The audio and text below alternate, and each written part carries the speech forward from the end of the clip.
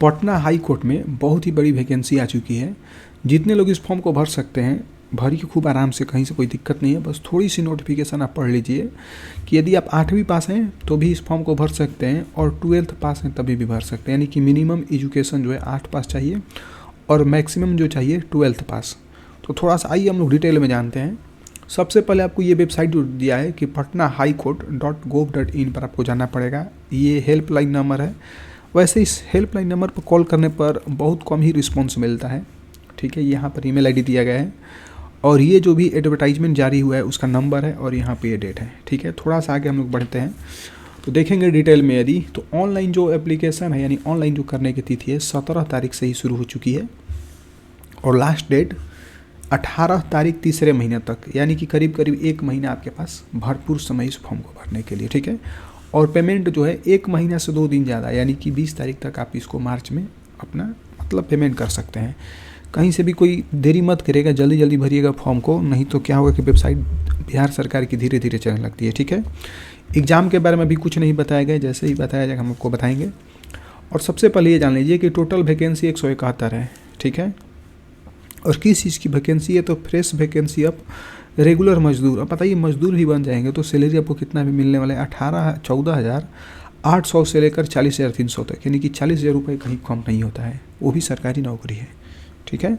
तो जल्दी से एकदम भरिए फटाफट। थोड़ा सा और देख लीजिए सीट के बारे में यदि हम जानकारी आपको दें तो जो लोग अनरिजर्व हैं, यानी कि जो यूआर के कैटेगरी में आते हैं, उनके लिए 74 को सीट है, और वोमेन के लिए 24 है, एससी के लिए 24 है, और महिलाओं के लिए 10 है। फिर जो एसटी में आते हैं, ठीक है, उनके लिए 2 है, महिला के लिए यहाँ पर कोई भी सीट नहीं है। ईबीसी के लिए 21 है, तो महिला के लिए 11 है। बैकवर्ड क्लास की बात करेंगे यानी बीसी की, तो 20 है, और महिला के लिए कितना है 7। ईडब्ल्यूएस में बात करेंगे यदि हम लोग तो 17 है पुरुषों के लिए, तो महिलाओं के लिए 5 है। टोटल 171 सीट है, ठीक है। और थोड़ा सा ये देखिए कि 7 सीट जो है रिजर्व है किसके लिए, हैंडीकैप्ड के लिए। पूरे डिटेल में हम लोग बता रहे हैं, ठीक है। ये तो हो ही चुका है। अब ये जान लीजिए कि 17 तारीख से फॉर्म शुरू हो रहा है, 18 तारीख तक भरा जाएगा, यानी कि 1 महीना 17 तारीख दूसरे से 18 तारीख को तीसरे महीने तक। अब थोड़ा सा ये जान लीजिए कि कौन कौन इस फॉर्म को भर सकता है, क्या क्या क्राइटेरिया है इस फॉर्म को भरने का। तो सबसे यहाँ पर बड़ी चीज़ दे दिया है कि ये सिटीजन ऑफ इंडिया, यानी कि पूरे इंडिया के लोग इस फॉर्म को भर सकते हैं। इसको ज़्यादा डिटेल में पढ़ने की जरूरत है, बस ये जान लीजिए कि आप यदि इंडिया में हैं कहीं से भी तो आप इस फॉर्म को भर सकते हैं, ठीक है। अब थोड़ा सा ये चीज़ देखिए, जो मेन चीज़ है वही हम आपको बता रहे हैं। वैसे पुरुष इस फॉर्म को नहीं भर सकते हैं, ठीक है, जिनका मतलब 1 से अधिक वाइफ हैं, या 1 से अधिक वाइफ से शादी की हैं और वो अभी तक जीवित हैं। कुल मिलाकर बात ये कि जिसकी पास 2 बीबी है वो नहीं भर सकते हैं, ठीक है। तो इस फॉर्म को वो लोग नहीं भर सकते, बाकी लोग इस फॉर्म को भर सकते हैं।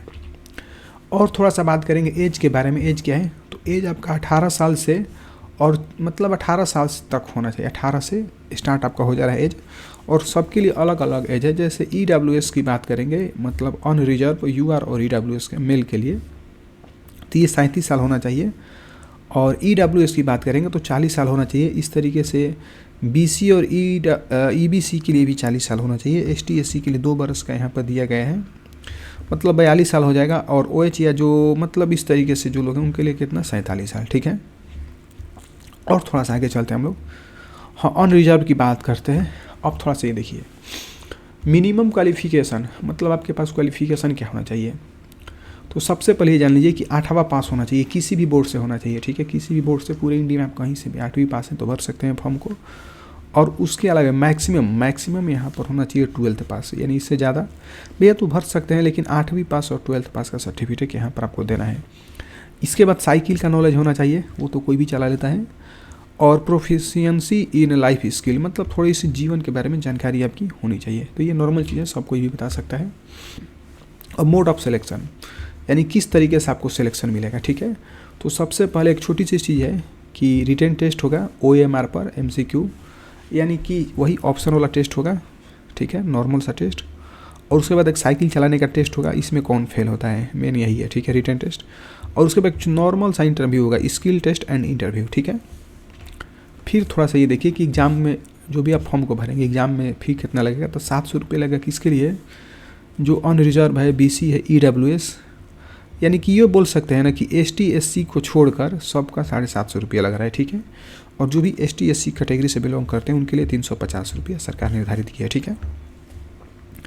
और थोड़ा सा आगे बढ़ते हैं तो अब ये जान लीजिए कि जो भी मतलब कि एग्ज़ाम होगा उसमें कहाँ कहाँ से क्वेश्चन पूछा जाएगा, किस किस तरीके से, ठीक है।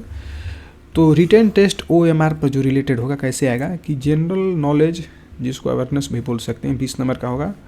बेसिक मैथ यानी नॉर्मल मैथ होगा 10 नंबर का, जनरल हिंदी होगा 10 नंबर का, और जनरल इंग्लिश होगा 10 नंबर का।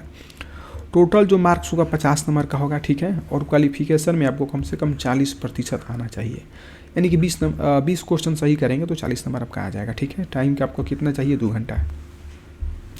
थोड़ा सा और आगे देखिए तो वहाँ तक तो वो हो गया, ठीक है। और यहाँ पर भी सेम चीज़, वही चीज़ है।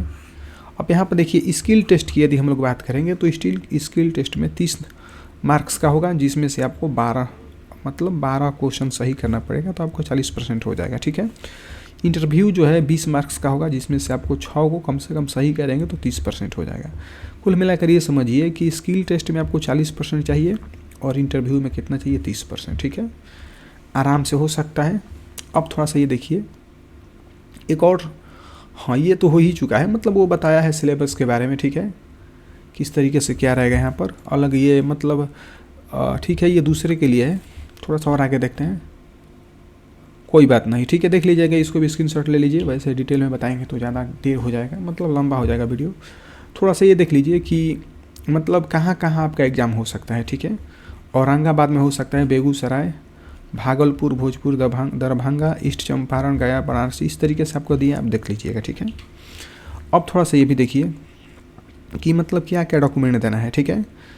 तो upload the following recent document, जो भी डॉक्यूमेंट है उसको आप लोग को अपलोड करना है, जैसे कि एक स्कैन फ़ोटो रिसेंट, मतलब कि जो भी रिसेंट का फ़ोटो सिग्नेचर जो भी है आपको अपलोड करना है। इसके अलावा सबसे खास बात देखिए यहाँ पर चीज़ आ गया कि 8वीं पास का सर्टिफिकेट चाहिए, मार्कशीट भी चाहिए। इसके अलावा जो 10 पास है उनका सर्टिफिकेट चाहिए यदि है तब, ठीक है। और 10 मतलब वही मार्कशीट और सर्टिफिकेट तो हो ही गया। अब यहाँ पर एक आइडेंटिटी प्रूफ के लिए चाहिए, ठीक है, आधार कार्ड ऐसा दे सकते हैं, कुछ भी। डोमिसाइल सर्टिफिकेट यदि है तो दे सकते हैं, यदि देंगे तो फ़ायदा होगा कि आप बिहार के हैं तो आपको छूट मिल सकता है, नहीं तो आप जनरल कैटेगरी में चले जाएंगे, ठीक है। कास्ट चाहिए, कास्ट सर्टिफिकेट या EWS जो भी आपके पास है, ठीक है। इस तरीके से मतलब नो ऑब्जेक्शन सर्टिफिकेट भी चाहिए, मतलब जो जो डॉक्यूमेंट यहाँ पर आप लोग दे सकते हैं। अब यहाँ पर सबसे खास बात है कि फ़ोटो जो है 50 KB का होना चाहिए, तो कोई भी कर सकता है, कहीं से कोई दिक्कत नहीं होगी। तो बस यही इतना ही जानकारी था। जैसे ही एग्ज़ाम के बारे में जानकारी मिलेगी हम तुरंत ही आपको बताएंगे, बना रहिए। Thank you.